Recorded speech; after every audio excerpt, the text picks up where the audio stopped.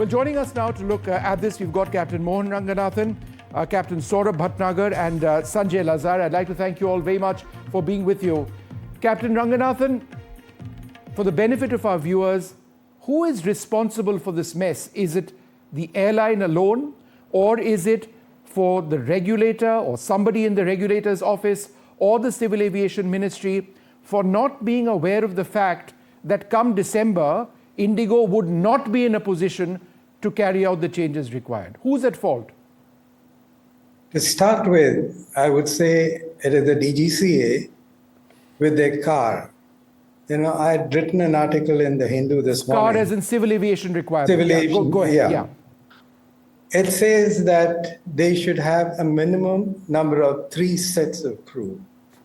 You cannot operate schedule now in the modern thing. You need minimum 6 sets of crew for the small aircrafts, and you will need 12 sets of crew for the wide body long range flights. So to permit, the airline will say that we've complied with the car, but try operating with 3 sets of crew, and this is the kind of mess. And I can take a bet that the number of aircrafts that Indigo had ordered, they do not have the minimum even 5 sets of crew per aircraft. And the crew that they have employed, some of them operate only 15 days, or they may show the numbers as they have the minimum numbers for the operation of so many aircraft, but they do not have the numbers to comply with the 1,000 hours a year, the number of flights, and the rest period. You see, you've got to understand that when the DGCA relaxed the rule on the 5th of December, that was actually an insult to a human being. You had the car from 2024, and they went to court for relaxation, and the deadline was 1st November. Now the airline should have been prepared to cut down the flights from 1st of November. Instead, they continued operating, and the regulator has failed to monitor. They are supposed to monitor if airlines are complying with the regulations, and they know that this deadline is there. This is something, and they should, over the year, from the time the car became effective, they should have monitored. They have flight operations inspectors, they have safety oversight. None of that has been done. They were just sitting pretty because flights were going. We are only interested in connectivity. Okay. But the biggest insult to safety was the ministry issuing the order saying the rest period and the duty time is kept in abeyance. I mean, you've become a laughing stock. You see, in 2008, when Mr. Gohen, the DGCA, issued, I have a copy of that order, which says the competent authority in Ministry of Civil Aviation. Who's the authority for controlling the civil aviation? Is the DGCA, not the ministry. Right. And that is what ICAO in the 2006 audit had mentioned. So, Captain Ranganathan, hold on. You raised lots of points, but I think the most critical one, Captain Bhatnagar, that he talks about is the underlying basis. Why are we talking about all of this? We're talking about flight safety. So therefore, flight duty time limitations for a broader audience is something which they may not understand. But the basic point is, if fatigue creeps into the cockpit, it could be fatal. It's as simple as that. That's what the government or the DGCA is trying to protect. But now they have actually held those orders in abeyance for at least 2 months. Is there any guarantee that by the 10th of February, which is the new deadline, Indigo will be in a position to ensure that these flight duty time limitations are complied with? Hi, well, good evening, Vishnu and Captain Ranganathan. See, my take on this Indigo crisis is slightly analysis totally different, actually. The thing is that the very fact that the government has extended to 10th of February jeopardizes the flight safety, as Captain has said. Now, Indigo knew all the way, since from January 24, that there will be a requirement when the implementation will take place in July, and following the 1st of November, there will be a requirement. And what Indigo has done is just given a requirement of 124 pilots, I think 65 captains, 59 first officers. Yes. That's only 5% of their strength, around or 2.5% of strength, around 5% of the flight cancelled. Why so many cancellations? I think that's what I was told, that only 124 requirement, and the very basic fact that you're given relaxation means that who will take the responsibility if something happens is these 3 months. It is putting flight safety at risk. That means this is something which government and DGCA knew all around, all the way along since January 24. Why no hiring was taking place? Why nothing happened? There is a lot of my analysis slightly different. I feel that this was something was engineered, because Indigo is not like this. They have good software. They work everything well in advance. They work on a lean frame. That's okay. Less pilot, or much more with much less. So my question is, was it engineered? Was it there to pressurize the government? See, there is an acute shortage of pilots requiring. That is why this is one angle I'm taking, because everybody knows that there will be a requirement of extra pilots. Why the other airlines did it? Why not Indigo did it? And why DGCA did not monitor? There's some questions it raises, very basic questions about flight safety. What was the need to hold give on these for 1 second. Why? Captain Ranganathan, do you believe that there is some sort of a conspiracy here which is being waged by Indigo to have confronted or defied the regulator? I don't think it has been engineered now. You see, they've been getting away with a lot of violations. Now, even on the 1st of November, when this kicked in, from what I read in the media, the international flights were not affected. It was the domestic passengers who were affected. The CEO is talking of shortage of captains, some 120 odd. Then if you were going to get expat pilots, wet lease aircrafts, but use the pilots for, the government should actually stop their international operation as a punishment. Get the crew and restore the domestic. They were initially a domestic airline, and they are violating the rule.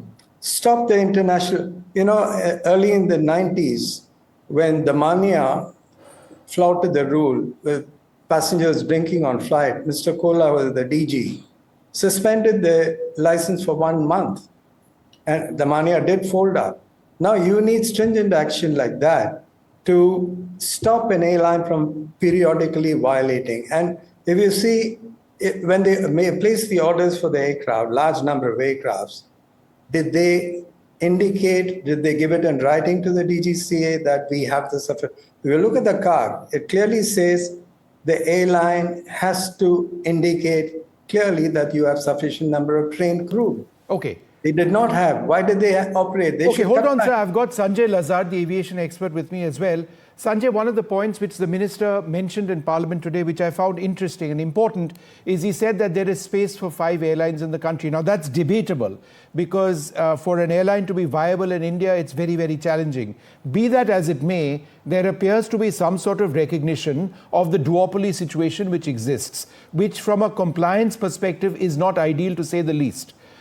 In that sense, do you welcome this recognition, at least, that look, what we have right now is not the way it should be for a market which is as growing at the speed at which India is?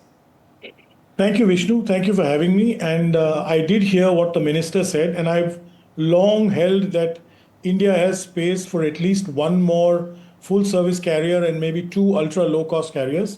There is room for that. Prices will come down and there'll be more routes to offer. But I think, given the current situation and the crisis of the last week, I think Indigo has, in Hindi they say, apne pair pe kuladi mara. I can see that the government is now going to consider the oligopolistic, monopoly that it has, and it's going to cut it down to size. I can see some of those routes being taken away, or slots, and being allocated to the smaller carriers like SpiceJet and Akasa, who have capacity. That's one thing.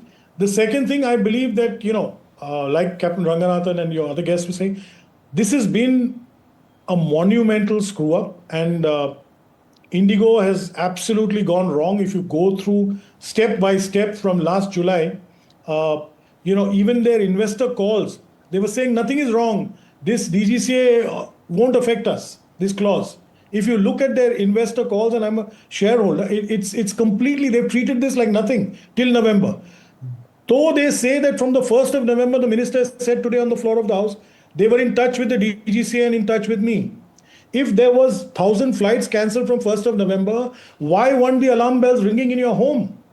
Yeah. The DGCA and the Ministry of Civil Aviation said, hold on, let's stop his extra 1,000 flights that he's asked for the summer schedule to the winter schedule, and let's scale him back. Let's see how many pilots he actually has. There's a lot that, more than meets the eye. There's some level of alleged collusion. There's a lot of jugaad that's happened. And I think a forensic audit and a deep investigation is going to uncover this. This is no longer about failure to meet a schedule. This has gone beyond the pale of, dodgy practices. Let me just say that, for the record. Dodgy practices within what? The DGCA? Well, I've been in aviation long enough. You know that. I've also worked on schedules. 5 weeks before a schedule, a winter schedule or a summer schedule, even in Air India, we ran the entire schedule through a software system. With all sorts, we factored in a pilot strike, we factored a cabin crew, we factored in smog or fog. You do all that to see the robustness of your schedule. You are introducing a schedule 5 weeks down the line, you run it on your software. I know probably Indigo did it, I know Air India did it, Air India Express did it, Akasa did it. If you instantly you run that schedule, you would know, Vishnu, that I do not have enough pilots. Pilots aren't born overnight to fly as P1. Why did Indigo stop recruiting pilots in June and July? My question. Question number 2, Indigo let go of 40 SFOs on the 19th of September. Why? Senior first officers. Is that what an SFO is? Senior first officers, yes, who would have gone for command. You have played, high and, I don't want to get into, and you knew on the 5th of October that you didn't have enough pilots for the 1st of November. And you've brought this in, added 1,000 flights in the peak fog and winter season. Now, Vishnu, you will know this, Captain Ranganathan, the summer schedule is 7 months long. They operated 14,114 flights. Winter schedule is 5 months long with fog, with all this disruption that we've seen year on year.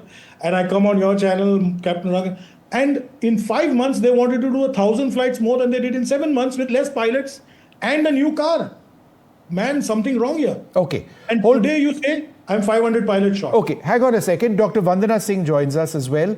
Vandana, in Parliament today, the minister said that action will be taken against whoever is responsible, that airlines will be sort of shown what the government can do.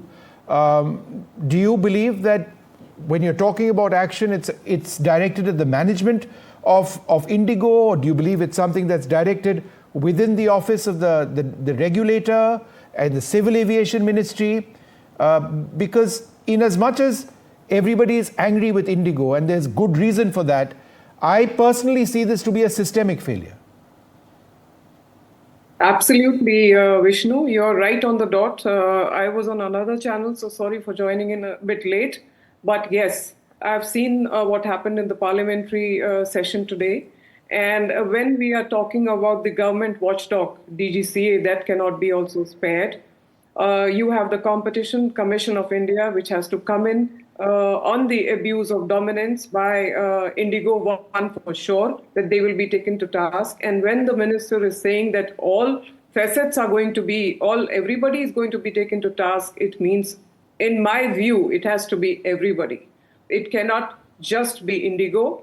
Indigo, of course, is the spoiled brat here, is the spoiled child here, and has arm twisted and clearly done regulatory blackmail. We all know that.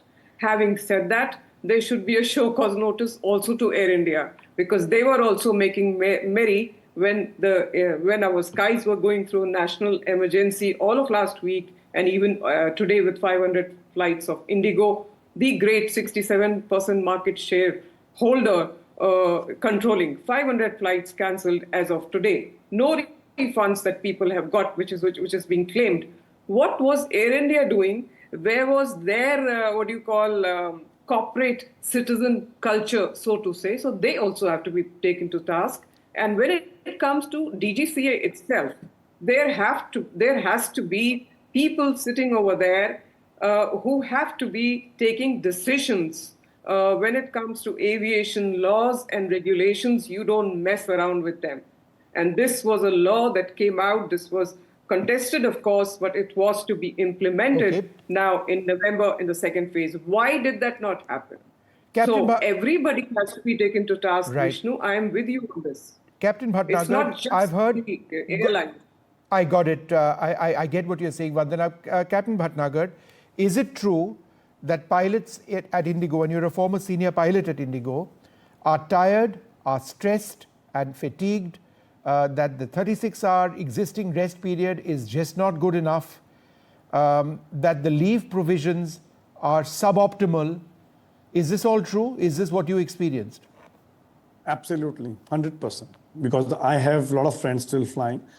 And why? Because, these all things, whatever you have mentioned is 100% correct. One more thing I came to know that the contract is getting reduced from 70 hours to 50 hours now.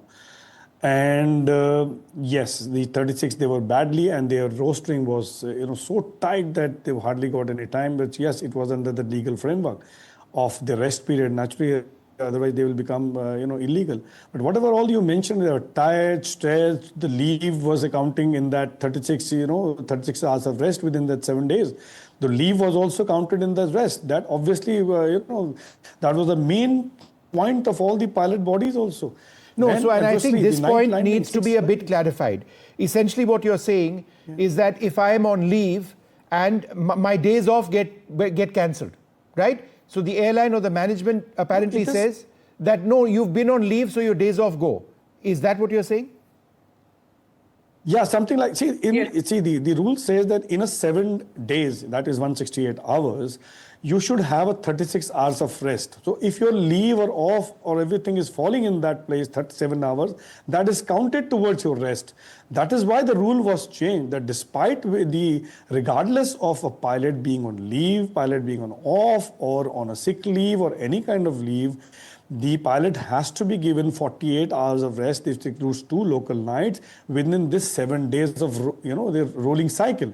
Right. That is what has been now taken back. The pilots were crying for that. Only why this rest period is counted against the leave, whether it is sick leave or whether it is planned leave or whether it is off. That is what the Indigo was playing, or I don't know about the other airlines, and that is what these are, and that is why they say there's a shortage of pilot. But I don't believe the shortage of pilot was known to them since last year.